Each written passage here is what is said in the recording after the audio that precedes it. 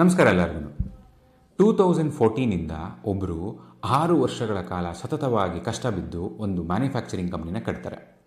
700 machine, 1500 ಜನ ಎಂಪ್ಲಾಯೀಸ್ಗಳು, 55 ಕೋಟಿ revenue.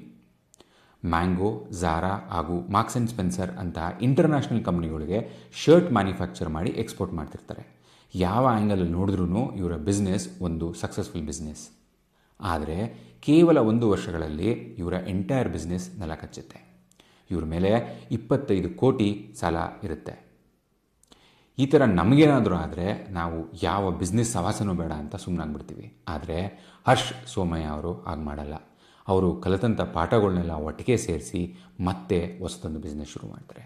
ಈ ಸತಿ ಬರೀ 33 ಶರ್ಟ್ಗಳನ್ನ ಮಿಂತ್ರಾದಲ್ಲಿ ಲಿಸ್ಟ್ ಮಾಡ್ತಾರೆ. ಯಾವುದೇ ರೀತಿಯಾದ ಇನ್ವೆಸ್ಟರ್ ಕೂಡ ಇವ್ರ ಕಂಪ್ನಿಲಿ ಇರೋದಿಲ್ಲ. ಆದರೆ ಇವ್ರಿಗೊಂದು ದೃಢವಾದ ನಂಬಿಕೆ ಇರುತ್ತೆ. ಏನಪ್ಪ ಅದು ಅಂತಂದರೆ, Indian men deserves better clothing ಅಂತ. 8 ವರ್ಷಗಳ ನಂತರ ಈ ಕಂಪ್ನಿನ ನೋಡಿದ್ರೆ 140 ಕೋಟಿ ಕಂಪ್ನಿಯಾಗಿ ಬೆಳೆದು ನಿಂತಿದೆ. ಬೂಟ್ ಸ್ಟ್ರ್ಯಾಪ್ಡ್, ಡೇ ಒನ್ನಿಂದ ಪ್ರಾಫಿಟಬಲ್. ನಾನು ಮಾತಾಡ್ತಾ ಇರೋ ಕಂಪ್ನಿ ಹೆಸರು ದ ಬೇರ್ ಹೌಸ್. ಬನ್ನಿ ಇವತ್ತಿನ ಕೇಸ್ ಸ್ಟಡಿಲಿ ಬೇರ್ ಹೌಸ್ನ ಬಗ್ಗೆ ಡೀಟೇಲ್ ಆಗಿ, ಸಿಂಪಲ್ ಆಗಿ, ಕಂಪ್ಲೀಟ್ ಆಗಿ ತಿಳ್ಕೊಳ್ಳೋಣ. ಇದೊಂದು ಸಕ್ಸಸ್ಫುಲ್ ಸ್ಟಾರ್ಟಪ್ ಕಂಪ್ನಿ ಬಗ್ಗೆ ಅಲ್ಲ, ಇದು ಸೋತು ಗೆದ್ದವರ ಕತೆ.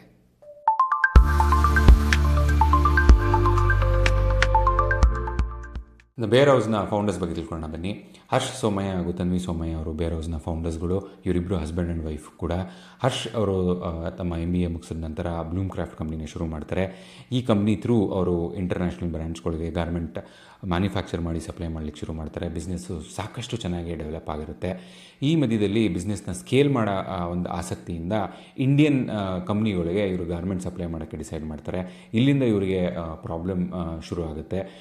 ಕಂಪ್ನಿಗಳಿಂದ ಪೇಮೆಂಟ್ಸ್ ಆಗಲ್ಲ. ಆ ಪೇಮೆಂಟ್ಸ್ ಆಗದೇ ಇರೋ ಕಾರಣ ಇವರಿಗೆ ಮ್ಯಾನುಫ್ಯಾಕ್ಚರ್ ಮಾಡೋದಕ್ಕೆ ಗಾರ್ಮೆಂಟ್ಸ್ಗಳನ್ನ ಪ್ರೊಕ್ಯೂರ್ ಮಾಡೋದಕ್ಕಾಗೋದಿಲ್ಲ. ಇದರಿಂದ ಒಂದು ಕ್ಯಾಶ್ ಕ್ರಂಚ್ ಕ್ರಿಯೇಟ್ ಆಗುತ್ತೆ. ಈ ಕ್ಯಾಶ್ ಕ್ರಂಚಿಂದ ಕಂಪ್ನಿನೇ ಮುಚ್ಚಬೇಕಾಗಿ ಬರುತ್ತೆ. ಇದು ಹರ್ಷ್ ಅವರ ಬ್ಯಾಕ್ಗ್ರೌಂಡ್. ಆದರೆ ತನ್ವಿ ಅವರ ಬ್ಯಾಕ್ಗ್ರೌಂಡ್ ನಾವು ನೋಡ್ತೀವಿ ಅಂತಂದರೆ, ಇವರು national institute of fashion technology ಮುಂಬೈಯಿಂದ ಫ್ಯಾಷನ್ ಹಾಗೂ ಕ್ಲೋದಿಂಗ್ ಟೆಕ್ನಾಲಜಿಲಿ ಡಿಗ್ರಿ ಮುಗಿಸಿರ್ತಾರೆ. ಡಿಗ್ರಿ ಮುಗಿಸಿದ ನಂತರ ಇವರು ಸಾಕಷ್ಟು ಡಿಸೈನರ್ಗಳಿಗೂ ಅಸಿಸ್ಟೆಂಟ್ ಡಿಸೈನರ್ ಆಗಿ ಕೆಲಸ ಮಾಡಿರ್ತಾರೆ. ಸೆಲೆಬ್ರಿಟಿಗಳಿಗೆ ಇವರು ಸ್ಟೈಲಿಸ್ಟ್ ಆಗಿ ಕೆಲಸ ಮಾಡಿರ್ತಾರೆ. ಅದಾದ ನಂತರ ಇವರು ಬ್ಲೂಮ್ ಕ್ರಾಫ್ಟಲ್ಲಿ ಸ್ಯಾಂಪ್ಲಿಂಗ್ ಮ್ಯಾನೇಜರ್ ಆಗೂ ಕೂಡ ಕೆಲಸ ಮಾಡಿರ್ತಾರೆ. ಇದ್ರ ಮಧ್ಯದಲ್ಲೇ 2017 ದ ಬೇರ್ ಹೌಸ್ನ ಇವರು ಪ್ಯಾರಲಲಿ ಕೂಡ ಶುರು ಮಾಡಿರ್ತಾರೆ. ಇದು ತನ್ವಿ ಅವರ ಬ್ಯಾಕ್ಗ್ರೌಂಡ್ ಆಗಿರುತ್ತೆ. ಬೇರ್ ಹೌಸ್ ಕಂಪ್ನಿ ಶುರುವಾಗಿದೆ ಯಾವ ರೀತಿಯಿಂದ ನೋಡೋಣ ಬನ್ನಿ. ಈ ಕತೆ ಭಾಳ ಇಂಟ್ರೆಸ್ಟಿಂಗ್ ಆಗಿದೆ. ಹರ್ಷ್ ಹಾಗೂ ತನ್ವಿ ಬ್ಲೂಮ್ ಕ್ರಾಫ್ಟ್ ಕಂಪ್ನಿಯಿಂದ ಮೆನ್ಸ್ ಶರ್ಟ್ಗಳನ್ನ ಮ್ಯಾನುಫ್ಯಾಕ್ಚರ್ ಮಾಡಿ ಇಂಟರ್ನ್ಯಾಷನಲ್ ಬ್ರ್ಯಾಂಡ್ಸ್ಗಳಿಗೆ ಎಕ್ಸ್ಪೋರ್ಟ್ ಮಾಡ್ತಿರ್ತಾರೆ. ಅಲ್ಲಿಗೆ ಹೋಗ್ತಿದ್ದಂಥ ಡಿಸೈನ್, ಅಲ್ಲಿಗೆ ಹೋಗ್ತಿದ್ದಂಥ ಒಂದು ಫ್ಯಾಬ್ರಿಕ್ ಕ್ವಾಲಿಟಿ ಇಂಡಿಯಾದಲ್ಲೇ ಅವೈಲೇಬಲ್ ಇಲ್ಲ ಅಂತ ಇವ್ರಿಗೆ ಗೊತ್ತಾಗುತ್ತೆ. ಈ ಗ್ಯಾಪು ಒಂದು ಐಡಿಯಾ ಆಗುತ್ತೆ. ಆ ಐಡಿಯಾ ದ ಬೇರ್ ಹೌಸ್ ಆಗಿ ಕನ್ವರ್ಟ್ ಆಗುತ್ತೆ.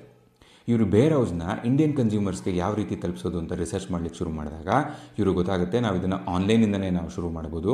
ಯಾಕಪ್ಪ ಅಂತಂದರೆ 2017 ಟೈಮ್ ಅಷ್ಟರೊಳಗಡೆ ಮಮಾ ಅರ್ತ್ ಹಾಗೂ ನೈಕಾ ಅಂತ ಬ್ರ್ಯಾಂಡ್ಗಳು ಅವ್ರದ್ದೇ ಐಡೆಂಟಿಟಿ ಕ್ರಿಯೇಟ್ ಮಾಡಿಕೊಂಡು ಸಾಕಷ್ಟು ದೊಡ್ಡ ಬಿಸ್ನೆಸ್ನ ಬಿಲ್ಡ್ ಮಾಡಿರ್ತಾರೆ ಆನ್ಲೈನ್ ಚಾನೆಲ್ ಮುಖಾಂತರ.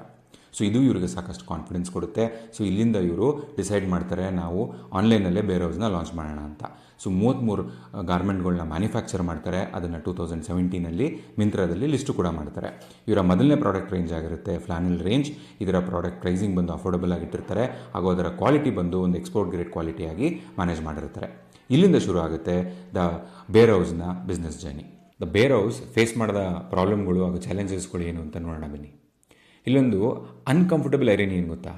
ಹರ್ಷ್ ಅವರು 55 ಕೋಟಿ ರೆವಿನ್ಯೂ ಇದ್ದಂಥ ಕಂಪ್ನಿನ 25 ಕೋಟಿ ಸಾಲ ತಲೆ ಮೇಲೆ ಇಟ್ಕೊಂಡು ಕ್ಲೋಸ್ ಮಾಡಿ ಮತ್ತೊಂದು ಹೊಸ ಕನ್ಸ್ಯೂಮರ್ ಫೇಸಿಂಗ್ ಬ್ರ್ಯಾಂಡ್ನ ಬಿಲ್ಡ್ ಮಾಡಲಿಕ್ಕೆ ಟ್ರೈ ಮಾಡ್ತಿರ್ತಾರೆ. ಅದೂ ಇಂಡಿಯಾಸ್ ಮೋಸ್ಟ್ ಕಾಂಪಿಟೇಟಿವ್ ಹಾಗೂ ಪ್ರೈಸ್ ಸೆನ್ಸಿಟಿವ್ ಕ್ಯಾಟಗರಿಲಿ. ಜೊತೆಗೆ ಯಾವುದೇ ಒಂದು ಇನ್ವೆಸ್ಟರ್ ಬ್ಯಾಕಿಂಗ್ ಕೂಡ ಇದಕ್ಕೆ ಇರೋದಿಲ್ಲ. ಈ ಒಂದು ಈಕೋಸಿಸ್ಟಮಲ್ಲಿ ಇವರಿಗೆ 3 ಪ್ರಾಬ್ಲಮ್ ಎದುರಾಗುತ್ತೆ. ಯಾವ್ಯಾವ ಈ 3 ಪ್ರಾಬ್ಲಮ್ಗಳು ಅಂತ ನೋಡೋಣ ಬನ್ನಿ. ಮೊದಲನೇ problem product market fit.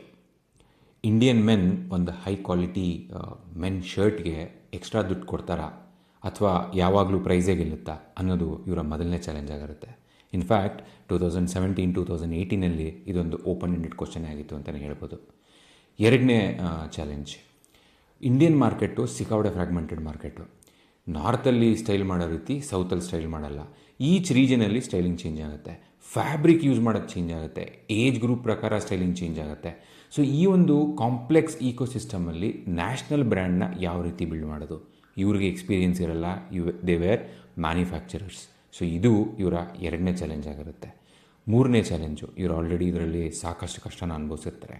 How to scale the brand. ಒಂದು ಸತಿ ಬ್ಲೂಮ್ ಕ್ರಾಫ್ಟ್ನ ಸ್ಕೇಲ್ ಮಾಡೋಕ್ಕೆ ಹೋಗಿ ಲಾಸ್ ಮಾಡಿಕೊಂಡು 25 ಕೋಟಿ ಸಾಲನ ತಲೆ ಮೇಲೆ ಹೊತ್ಕೊಂಡು ಕೂತಿರ್ತಾರೆ. ಸೊ ಇವ್ರಿಗೆ ಇದೇ ಮಿಸ್ಟೇಕ್ನ ಇನ್ನೊಂದು ರಿಪೀಟ್ ಮಾಡೋಕ್ಕೆ ಇಷ್ಟ ಇರಲ್ಲ. ಅದೇ ಸೇಮ್ ಟೈಮಲ್ಲಿ ನೀವು ನೋಡಿದ್ರೆ ಸಾಕಷ್ಟು D2C ಬ್ರ್ಯಾಂಡ್ಗಳು VC ಫಂಡಿಂಗ್ನ ಯೂಸ್ ಮಾಡಿಕೊಂಡು ಇಂಡಿಯನ್ ಕಸ್ಟಮರ್ಸ್ನ ಅಕ್ವೈರ್ ಮಾಡ್ತಿರ್ತಾರೆ. ಈ ಒಂದು ಇಕೋಸಿಸ್ಟಮಲ್ಲಿ ತಮ್ಮ ಬ್ರ್ಯಾಂಡ್ನ ಯಾವ ರೀತಿ ಸ್ಕೇಲ್ ಮಾಡೋದು ಅನ್ನೋದು ಇವರಿಗೆ ಒಂದು ದೊಡ್ಡ ಚಾಲೆಂಜ್ ಆಗಿದ್ರೆ ನಿಂತಿರುತ್ತೆ.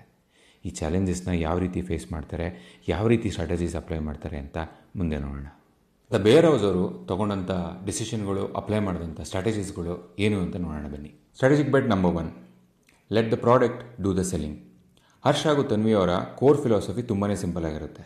ಪ್ರಾಡಕ್ಟ್ ನಮ್ಮ ಬ್ರ್ಯಾಂಡ್ ಅಂಬಾಸಿಡರ್ ಆಗಿರಬೇಕು, ಇನ್ಫ್ಲೂಯೆನ್ಸರ್ಸ್ ಅಲ್ಲ, ಆ್ಯಡ್ಸ್ ಅಲ್ಲ. ಇದನ್ನು ಅಚೀವ್ ಮಾಡಲಿಕ್ಕೆ ಅವರು ಅವರ ರಾ ಮೆಟೀರಿಯಲ್ನ ಬಹಳ ಕೇರ್ಫುಲ್ಲಾಗಿ ಸೋರ್ಸ್ ಮಾಡ್ತಾರೆ.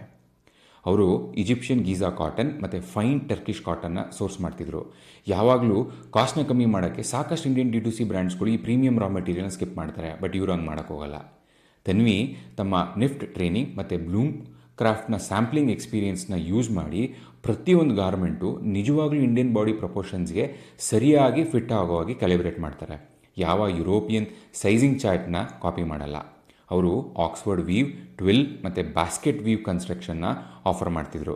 ಇದರಿಂದ ಕಸ್ಟಮರ್ಗೆ ಟೆಕ್ಸ್ಚರ್ ಹಾಗೂ ಒಂದು ಡಿಫ್ರೆಂಟ್ ಫೀಲ್ ಸಿಗ್ಲಿಕ್ಕೆ ಶುರು ಆಗುತ್ತೆ. ಇದರಿಂದ ಅವರ ರಿಪೀಟ್ ಇನ್ಕ್ರೀಸ್ ಆಗಲಿಕ್ಕೆ ಶುರು ಆಗುತ್ತೆ. ಅಷ್ಟೇ ಅಲ್ಲ, ಕಸ್ಟಮರ್ಸ್ ರಿಪೀಟ್ ಬರ್ತಾ ಇದ್ದವರು ತಮ್ಮ ಕಲೀಗ್ಸ್ ಅಥವಾ ಫ್ರೆಂಡ್ಸ್ನೂ ಕೂಡ ಜೊತೆಲಿ ಕರ್ಕೊಂಡ್ಬರ್ತಾಯಿದ್ರು. ಇದರಿಂದ ಅವರ ಕಸ್ಟಮರ್ ಅಕ್ವಿಸಿಷನ್ ಕಾಸ್ಟ್ ಸಾಕಷ್ಟು ಕಮ್ಮಿಯಾಗಿ ಹೋಗುತ್ತೆ, ಸಾಕಷ್ಟು ದುಡ್ಡು ಉಳಿಲಿಕ್ಕೆ ಶುರು ಆಗುತ್ತೆ. ಇದು ಅವರ ಮೊದಲನೇ ಸ್ಟ್ರಾಟಜಿಕ್ ಬೆಟ್ ಆಗಿರುತ್ತೆ. ಎರಡನೇ strategic bet, market place first, relationship second. ಎಲ್ಲ D2C ಬ್ರ್ಯಾಂಡ್ಗಳು ಮೊದಲು ಅವರ ವೆಬ್ಸೈಟ್ ಬಿಲ್ಡ್ ಮಾಡಿ, ಅದರಿಂದ ಒಂದು ಕಸ್ಟಮರ್ ಬೇಸ್ ಬಿಲ್ಡ್ ಮಾಡಿ, ಅದರ ಜೊತೆ ಒಂದು ರಿಲೇಷನ್ಶಿಪ್ ಬಿಲ್ಡ್ ಮಾಡಲಿಕ್ಕೆ ಪ್ರಯತ್ನ ಪಟ್ಟರೆ ಬೇರ್ ಹೌಸ್ ಅವರು ಎಕ್ಸಾಕ್ಟ್ಲಿ ಅಪೋಸಿಟ್ ಮಾಡ್ತಾರೆ. ಫಸ್ಟ್ ಇವರು ಹೋಗಿ ಮಿಂತ್ರಾದಲ್ಲಿ ಲಾಂಚ್ ಮಾಡ್ತಾರೆ, ಆಮೇಲೆ ಜಿಯೋ, ಆಮೇಲೆ ಫ್ಲಿಪ್ಕಾರ್ಟ್, ಆಮೇಲೆ ಅಮೆಝಾನ್. ಇದನ್ನು ಮಾಡಲಿಕ್ಕೆ 2 ಇಂಪಾರ್ಟೆಂಟ್ ರೀಸನ್ ಇರುತ್ತೆ. ಮೊದಲನೇ ರೀಸನ್ನು, ಇವ್ರ ಹತ್ರ ಫಂಡ್ ಇರಲ್ಲ D2C ಮಾಡಬೇಕು ಅಂತಂದರೆ. D2C ರೂಟ್ ತೊಗೊತೀನಿ ಅಂತಂದರೆ ಕಸ್ಟಮರ್ ಅಕ್ವೈರ್ ಮಾಡಬೇಕು, ಕಸ್ಟಮರ್ ಅಕ್ವೈರ್ ಮಾಡಬೇಕು ಅಂದರೆ ದುಡ್ಡು ಖರ್ಚು ಮಾಡಬೇಕು. ಸೊ ಆ ಕಾರಣದಿಂದ ಇವರು ಮಾಡಿರೋದಿಲ್ಲ. ಎರಡನೇ ರೀಸನ್ನು, ಮಾರ್ಕೆಟ್ ಪ್ಲೇಸಲ್ಲಿ ಆಲ್ರೆಡಿ ಲಕ್ಷಾಂತರ ಜನ ಬರ್ತಾ ಇರ್ತಾರೆ. ಈ ಟ್ರಾಫಿಕ್ನ ನಾವು ಕನ್ವರ್ಟ್ ಮಾಡಿಕೊಂಡ್ರೆ ನಾವೊಂದು ಬ್ರ್ಯಾಂಡ್ನ ಇಲ್ಲಿ ಕ್ರಿಯೇಟ್ ಮಾಡ್ಬೋದು ಅಂತ ಡಿಸೈಡ್ ಮಾಡಿರ್ತಾರೆ. ಇನ್ಫ್ಯಾಕ್ಟ್ ಒಂದು ಸ್ಟೇಜಲ್ಲಿ ನೀವು ನೋಡಿದ್ರೆ ಇವರ ರೆವಿನ್ಯೂ 85% ಮಾರ್ಕೆಟ್ ಪ್ಲೇಸಿಂದ ಬರ್ತಾ ಇರುತ್ತೆ. ಸೊ ಇದರಿಂದ ಒಂದು ಕ್ಲಿಯರಾಗಿ ಅರ್ಥ ಆಗುತ್ತೆ, ಮಾರ್ಕೆಟ್ ಪ್ಲೇಸ್ ರೀಚ್ ಕೊಡುತ್ತೆ, ಆ ರೀಚಿಂದ ಒಂದು ಕ್ಯಾಶ್ ಫ್ಲೋ ಬಿಲ್ಡ್ ಆಗುತ್ತೆ. ಅದರಿಂದ ಇವರು D2C ಪ್ಲ್ಯಾಟ್ಫಾರ್ಮ್ನ ಬಿಲ್ಡ್ ಮಾಡ್ತಾರೆ, ಕಸ್ಟಮರ್ಗಳ ಜೊತೆ ರಿಲೇಷನ್ಶಿಪ್ನ ಬಿಲ್ಡ್ ಮಾಡಲಿಕ್ಕೆ ಶುರು ಮಾಡ್ತಾರೆ. ಸೊ ಒಂದು ಸ್ಟೇಜು ಇನ್ನೊಂದು ಸ್ಟೇಜ್ಗೆ ಹೆಲ್ಪ್ ಮಾಡುತ್ತೆ. ಇದು ಇವರ ಎರಡನೆಯ ಸ್ಟ್ರಾಟಜಿಕ್ ಬೆಟ್ ಆಗಿರುತ್ತೆ. ಮೂರನೇ strategic bet, never discount, never over extend. ಎಲ್ಲ D2C ಬ್ರ್ಯಾಂಡ್ಗಳು 2017ಇಂದ 2023ವರೆಗೂ ಸಾಕಷ್ಟು ಡಿಸ್ಕೌಂಟ್ ಕೊಟ್ಟು ಕಸ್ಟಮರ್ನ ಅಕ್ವೈರ್ ಮಾಡ್ತಾಯಿದ್ರು. ದ ಬೇರ್ ಹೌಸ್ ಅವರು ಎಕ್ಸಾಕ್ಟ್ಲಿ ಅಪೋಸಿಟ್ ಮಾಡ್ತಾರೆ. ಅವರು ಲಾಂಚ್ ಮಾಡಿದಾಗ ಯಾವುದೇ ರೀತಿಯಾದ ಡಿಸ್ಕೌಂಟು ಕೂಡ ಕೊಡಲ್ಲ, ಆದರೆ ಅವರ ಪ್ರೈಸಿಂಗ್ ತುಂಬಾ ಶಾರ್ಪ್ ಆಗಿರುತ್ತೆ. ಎಲ್ಲ D2C ಬ್ರ್ಯಾಂಡ್ಗಳು ಕಸ್ಟಮರ್ಗಳಿಗೆ ಸೇಲ್ಸ್ಗೆ ವೆಯ್ಟ್ ಮಾಡೋ ರೀತಿ ಟ್ರೈನ್ ಮಾಡಿದ್ರೆ, ಇವರ ಒಂದು ಸ್ಟ್ರಾಟಜಿ ಏನಿರುತ್ತಪ್ಪ ಅಂತಂದರೆ, ನಮ್ಮ ಒಂದು ರೈಟ್ ಪ್ರೈಸ್ನ ನೋಡಿ ಬೈ ಮಾಡಿ ಅಂತ ಕಸ್ಟಮರ್ಸ್ಗೆ ಟ್ರೈನ್ ಮಾಡ್ತಾ ಇರ್ತಾರೆ. ಎಲ್ಲ D2C ಬ್ರ್ಯಾಂಡ್ಗಳು ಒಂದು ಪ್ರೊಜೆಕ್ಷನ್ ಮೇಲೆ ಎಂಪ್ಲಾಯೀಸ್ನ ಹೈರ್ ಮಾಡಿದ್ರೆ, ಇವರುಗಳು ಸೇಲ್ಸ್ನ ಅಚೀವ್ ಮಾಡಿಬಿಟ್ಟು ಹೈರ್ ಮಾಡ್ತಿರ್ತಾರೆ. ಎಲ್ಲ D2C ಬ್ರ್ಯಾಂಡ್ಗಳೂ ಒಂದು VC ಫಂಡಿಂಗ್ ಮೇಲೆ ಎಷ್ಟು ಡಿಪೆಂಡ್ ಆಗಿರುತ್ತೆ ಅಂತಂದರೆ, 2023ಯಲ್ಲಿ ಫಂಡಿಂಗ್ ವೆಂಟರ್ ಶುರು ಆದಾಗ ಸಾಕಷ್ಟು D2C ಬ್ರ್ಯಾಂಡ್ಗಳು ಕ್ಲೋಸ್ ಆಗುತ್ತೆ, ರೀಸೈಜ್ಗಳು ಮಾಡ್ಕೊತಾರೆ. ಆದರೆ ಇದು ಯಾವುದೂ ಬೇರ್ ಹೌಸ್ಗೆ ಇಂಪ್ಯಾಕ್ಟ್ ಆಗಲ್ಲ, ಯಾಕಂದರೆ ಇವರುಗಳು ಫ್ರಮ್ ಡೇ 1 ಪ್ರಾಫಿಟಬಲ್ ಆಗಿರ್ತಾರೆ. ಇದರಿಂದ ಇವರಿಗೆ ಫಂಡಿಂಗು ಕೂಡ ಶುರು ಆಗುತ್ತೆ ನಾನ್ ಫಂಡಿಂಗ್ ಟೈಮಲ್ಲಿ. ಇದರಿಂದ ಅವರ ನೆಕ್ಸ್ಟ್ ಬಿಗ್ ಮೂವ್ ಶುರು ಮಾಡ್ತಾರೆ. ಏನದು ಅಂತಂದರೆ ಫಿಸಿಕಲ್ ಸ್ಟೋರ್ಸ್ ಓಪನ್ ಮಾಡೋದು. ಬ್ಯಾಂಗ್ಳೂರ್, ಹೈದರಾಬಾದ್, ಡೆಲ್ಲಿ, ಬಾಂಬೆ, ಪುಣೆಯಲ್ಲಿ ಇವರ ಫಿಸಿಕಲ್ ಸ್ಟೋರ್ಸ್ಗಳು ಓಪನ್ ಆಗುತ್ತೆ. ಇದನ್ನು ಓಪನ್ ಮಾಡಲಿಕ್ಕೂ ಒಂದು ಒಳ್ಳೆ ಸ್ಟ್ರಾಟಜಿ ಯೂಸ್ ಮಾಡ್ತಾರೆ. ಅವರ ಆರ್ಡರ್ ಡೆನ್ಸಿಟಿಗಳು ಯಾವ ಸಿಟಿಗಳಲ್ಲಿ ಜಾಸ್ತಿ ಇದೆಯೋ ಆ ಒಂದು ಸಿಟಿಗಳಲ್ಲಿ ಮಾತ್ರ ಇವರು ಫಸ್ಟ್ ಓಪನ್ ಮಾಡ್ತಾರೆ. ಏನಕ್ಕೆ ಅಂತಂದರೆ ಅಲ್ಲಿ ಕಸ್ಟಮರ್ಗೆ ಬ್ರ್ಯಾಂಡ್ನ ಬಗ್ಗೆ ಆಲ್ರೆಡಿ ಗೊತ್ತಿರುತ್ತೆ. ಸೊ ಅವರಿಗೆ ಕಸ್ಟಮರ್ನ ಅಟ್ರ್ಯಾಕ್ಟ್ ಮಾಡೋದಕ್ಕೆ ಸುಲಭ ಆಗುತ್ತೆ ಅನ್ನೋ ಒಂದು ಕಾರಣದಿಂದ. ಇದು ಇವರ ಮೂರನೆಯ ಸ್ಟ್ರಾಟಜಿ ಆಗಿರುತ್ತೆ. ಈಗ ಬೇರ್ ಹೌಸ್ನ ಪರ್ಫಾರ್ಮೆನ್ಸ್ ಬಗ್ಗೆ ತಿಳ್ಕೊಳ್ಳೋಣ ಬನ್ನಿ. ಸಖತ್ ಇಂಟ್ರೆಸ್ಟಿಂಗ್ ಆಗಿದೆ. ಈ ಟೇಬಲ್ ನೋಡಿ, 2017-18 2 crores ರೆವೆನ್ಯೂ ಮಾಡ್ತಾರೆ ವಿತ್ ಎಬಿಟಾ ಮಾರ್ಜಿನ್ ಆಫ್ 25%.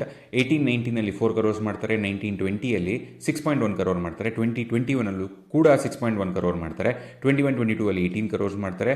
22-23 54 crores ಮಾಡ್ತಾರೆ ವಿತ್ 5% ಎಬಿಟಾ ಮಾರ್ಜಿನ್. 23-24 96 crores ಮಾಡ್ತಾರೆ ವಿತ್ ಎಬಿಟಾ ಮಾರ್ಜಿನ್ ಆಫ್ 12%. 24-25 140 crores ಮಾಡ್ತಾರೆ ವಿತ್ ಎಬಿಟಾ ಮಾರ್ಜಿನ್ ಆಫ್ 18%. ಇದು ಇವರ ಪರ್ಫಾರ್ಮೆನ್ಸ್ ಬಗ್ಗೆ ಆಯಿತು. ಇವರ ಫಂಡಿಂಗ್ ಬಗ್ಗೆ ನೋಡ್ತೀವಿ ನಾವು ಅಂತಂದರೆ 2025 ಶಾರ್ಕ್ ಟ್ಯಾಂಕ್ ಸೀಸನ್ 4 ಇವರಿಗೆ 3 ಕೋಟಿ ಫಂಡಿಂಗ್ ಸಿಗುತ್ತೆ ಫಾರ್ 100 crore ವ್ಯಾಲ್ಯೂಯೇಷನ್ಗೆ. ಅದೇ ಇಯರಲ್ಲಿ JM ಫಿನಾನ್ಸ್ ಅವರು ಇವರಿಗೆ 50 crore ಫಂಡಿಂಗ್ ಮಾಡ್ತಾರೆ at a valuation of 300 crores.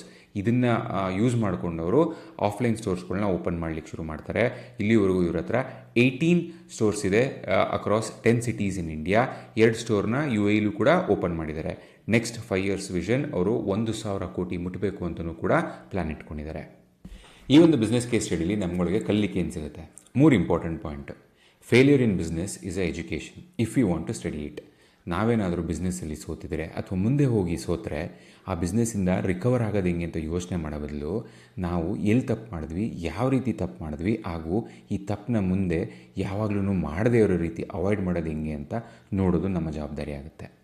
ಎರಡನೇದು, master distribution channel before you open the next. ಈಗ ಬೇರೋಸ್ ಅವ್ರು ಮಾಡಿದ್ದು ಸೇಮ್ ಸ್ಟ್ರಾಟಜಿ. ಫಸ್ಟು ಅವರು D2C ಕ್ರ್ಯಾಕ್ ಮಾಡಲಿಲ್ಲ. ಫಸ್ಟ್ ಹೋಗ್ಬಿಟ್ಟು ಮಾರ್ಕೆಟ್ ಪ್ಲೇಸ್ ಕ್ರ್ಯಾಕ್ ಮಾಡ್ತಾರೆ, ಅದಾದಮೇಲೆ D2C ಮಾಡ್ತಾರೆ, ಅದಾದಮೇಲೆ ಈಗ ಆಫ್ಲೈನ್ನ ಕ್ರ್ಯಾಕ್ ಮಾಡ್ತಾ ಇದ್ದಾರೆ. ಇದೇ ರೀತಿ ನಮ್ಮ ಬಿಸ್ನೆಸ್ಸಲ್ಲೂ ಕೂಡ ಒಂದು ಡಿಸ್ಟ್ರಿಬ್ಯೂಷನ್ ಚಾನಲ್ನ ಕ್ರ್ಯಾಕ್ ಮಾಡಿ ಅದರಲ್ಲಿ ಗೆದ್ದು ಅದನ್ನೇ ಸೇಮ್ ರೆಪ್ಲಿಕೇಟ್ ಮಾಡ್ಬೋದು ಬೇರೆ ಬೇರೆ ಡಿಸ್ಟ್ರಿಬ್ಯೂಷನ್ ಚಾನಲ್ಗಳಲ್ಲಿ. ಮೂರನೇದು, profitability is not a metrics, it's a power. Profitability ಇಲ್ಲದೆ ಹೋಗಿದ್ದರೆ ಬೇರೋಸ್ ಯಾವತ್ತೂ ಕ್ಲೋಸ್ ಆಗಿಬಿಡ್ತಾಯಿತ್ತು ಅಲ್ವಾ. ಡೇ ಒನ್ನಿಂದನೇ ಅವ್ರು ಪ್ರಾಫಿಟಬಲ್ ಆಗಿರ್ತಾರೆ. ಸೊ ನಾವು ನಮ್ಮ ಬಿಸ್ನೆಸ್ಸಲ್ಲಿ ಡೇ ಒನ್ನಿಂದ ಪ್ರಾಫಿಟಬಲ್ ಆಗೋದ್ರ ಬಗ್ಗೆ ಗಮನ ಕೊಡಬೇಕಾಗತ್ತೆ. ಇಲ್ಲ ಅಂತಂದರೆ ಮುಂದೆ ಸಾಕಷ್ಟು ಪ್ರಾಬ್ಲಮ್ಗಳನ್ನ ಅನುಭವಿಸ್ಬೇಕಾಗತ್ತೆ. ಈ ಒಂದು 3 ಪಾಯಿಂಟ್ಗಳನ್ನ ಈ ಕೇಸ್ ಸ್ಟಡಿಯಿಂದ ನಮಗೆ ಈಸಿಯಾಗಿ ಕಲೀಲಿಕ್ಕೆ ಸಿಗುತ್ತೆ. 55 ಕೋಟಿ ಮಾಡ್ತಿದ್ದ ಬಿಸ್ನೆಸ್ನ ಮುಚ್ಚಾಕಿ 25 ಕೋಟಿ ಸಾಲನ ತಲೆ ಮೇಲೆ ಇಟ್ಕೊಂಡು ಇನ್ನೊಂದು ಬಿಸ್ನೆಸ್ ಕೈ ಹಾಕಿ ಆ ಬಿಸ್ನೆಸ್ಸಲ್ಲಿ ಗೆಲ್ಲೋದು ಅಂತಂದರೆ ನನ್ನ ಪ್ರಕಾರ ಇಟ್ ಈಸ್ ಲೈಕ್ ಅಮೇಝಿಂಗ್ ಅಂತಲೇ ಹೇಳ್ತೀನಿ. ನಾನೇನಾದರೂ ಅವ್ರ ಜಾಗದಲ್ಲಿ ಇದ್ದಿದ್ದರೆ ಸತ್ಯವಾಗಲೂ 25 ಕೋಟಿ ಸಾಲ ಇಟ್ಕೊಂಡು ಇನ್ನೊಂದು ಬಿಸ್ನೆಸ್ಗಂತೂ ಕೈ ಹಾಕ್ತಿರ್ಲಿಲ್ಲ. ನೀವೇನು ಮಾಡ್ತಿದ್ರಿ ಅಂತ ಕಮೆಂಟಲ್ಲಿ ತಿಳಿಸಿ. ಈ ಚಾನಲ್ನ ಸಬ್ಸ್ಕ್ರೈಬ್ ಮಾಡಿ, ಬೆಲ್ ಐಕಾನ್ ಮೇಲೆ ಕ್ಲಿಕ್ ಮಾಡಿ. ಈ ವಿಡಿಯೋ ನಿಮಗೆಲ್ಲ ಇಷ್ಟ ಆಗಿದೆ ಅಂತ ಅಂದ್ಕೊತೀನಿ. ದಯವಿಟ್ಟು ಲೈಕ್ ಮಾಡಿ ಹಾಗೂ ನಿಮ್ಮ ಸ್ನೇಹಿತರ ಒಟ್ಟಿಗೆ ಶೇರ್ ಮಾಡಿ ಅಂತ ಹೇಳ್ತಾ ಈ ವಿಡಿಯೋನ ಮುಗಿಸ್ತೀನಿ. ಸಿಗೋಣ ನೆಕ್ಸ್ಟ್ ವಿಡಿಯೋದಲ್ಲಿ. ನಮಸ್ಕಾರ.